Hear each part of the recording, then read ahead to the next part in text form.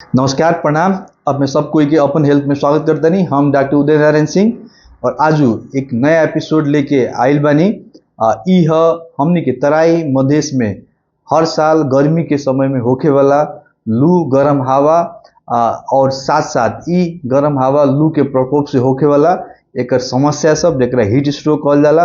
अभी भी अपने लोग ई यूट्यूब चैनल अपन हेल्थ नहीं के सब्सक्राइब कैले तो कृपया सब्सक्राइब करें।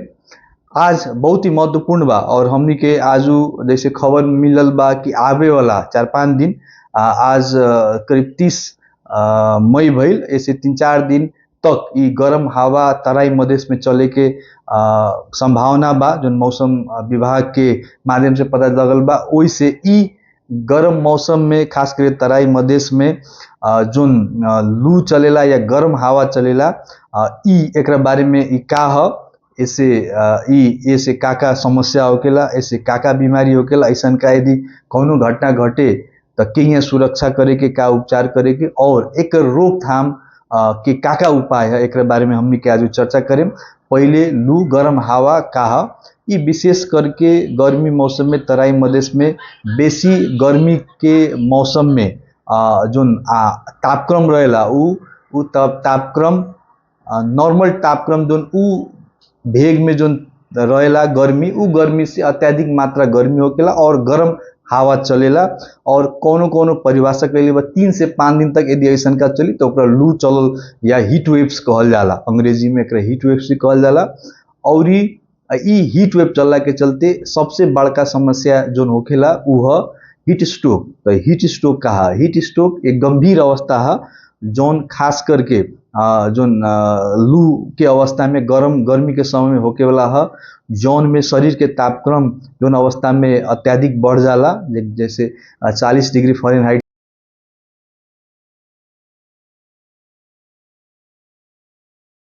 से शरीर के तापक्रम बढ़ी और आदमी मूर्छित होके के संभावना रहेला, वाकवाकी हुई, उल्टी होखी और कितना आदमी के मृगी ऐसा दौरा पड़ी, धीरे धीरे अचेत अवस्था में होकी बेहोश हो जाई और कोनो कोमा में भी जाए के अवस्था रहेला। ई हीट स्ट्रोक के लक्षण है।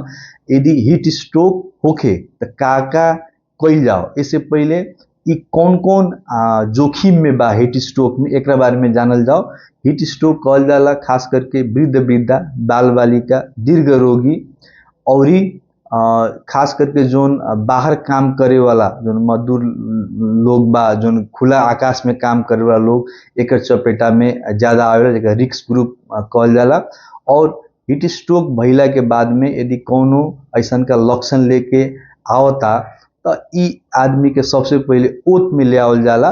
जोन गर्मी के खुला आकाश में बा ओकरा ओत में ले जाके हवा चले वाला जगह पर बैठा के आराम करावल जाला। यदि उपलब्ध होके तो बर्फ ना तो ठंडा पानी से पूरा देह नहा देवे के या भिजा के पोछ देवे के, होके तो बर्फ से, ना होके तो ठंडा पानी से। और यदि बेहोश नहीं भइल ये आदमी चेत अवस्था में ही बा तो कम से कम ठंडा पानी, प्रशस्त मात्रा में ठंडा पानी पियावे के और यदि अचेत अवस्था में भेटल जाता तो उनका जल्दी से जल्दी नज़दीक के अस्पताल पहुंचा के और उपचार शुरू करे के पड़ेला। और ए में लू हो गई, हीट स्ट्रोक हो गई, इससे बचे के का इहो जाने के पड़ल। काहे तो ई हमनी के तराई मधेश में खास करके जो दिन में दैनिक जालदारी में काम करे वाला लोग बा उ लोग एकर चपेटा में रहेला। उस एकरा बचे खातिर 3-4 गो सामान्य चीज बा। एगो तो यदि बाहर निकलतानी तो सबसे पहले तो सवेरे या सांझ के ही घर से निकली, खुला घाम में, कड़ा घाम में ना निकले के बाद काम से तो सवेरे यदि निकलतानी तो अपना शरीर में एकदम नरम कपड़ा, खास करके हमने के मधेश में कुर्ता लगावे के चलन बा, पतला कुर्ता या पतला कोनो शर्ट लगाई और यहाँ पैजामा या पतला पैंट लगाई चली और छाता लेके चली या टोपी या सर ढाके वाला कोनो गमछा या वो चीज से प्रत्यक्ष रूप पर माथा में घाम ना पड़े के पड़ल वो चीज करी। और अत्याधिक मात्रा में पानी, झोल पदार्थ प्रशस्त मात्रा में पी। 8 गिलास पानी कहल जाला। यदि और पानी के जगह पर नारियल पानी या कागती पानी तरबूजा फल फूल सब जो रसदार फल होला उ चीज के अत्याधिक मात्रा में प्रयोग करी। लंबा समय किचन में खाना पकाए वाला रसोई में घर में लंबा समय ना बैठी। इहो बा यदि काम करे के बाद तंका तंका जगह लेके गैप लेके तंका ठंडा के काम करी और ये घर में खुला वेंटिलेशन के व्यवस्था करी। दीर्घ रोगी बानी उ अपन नियमित रूप से औषधि प्रयोग दवाई अपन नियमित रूप से प्रयोग करी और साथ साथ बाल बालिका अनावश्यक रूप से घाम में ना खेली। यो बा और ख्याल करी यदि कोनो भी लक्षण यदि दिखाई पड़ता ऐसन का लू के हीट स्ट्रोक के तो नजदीक से नजदीक अपन स्वास्थ्य चौकी में अपन अस्पताल में संपर्क करी।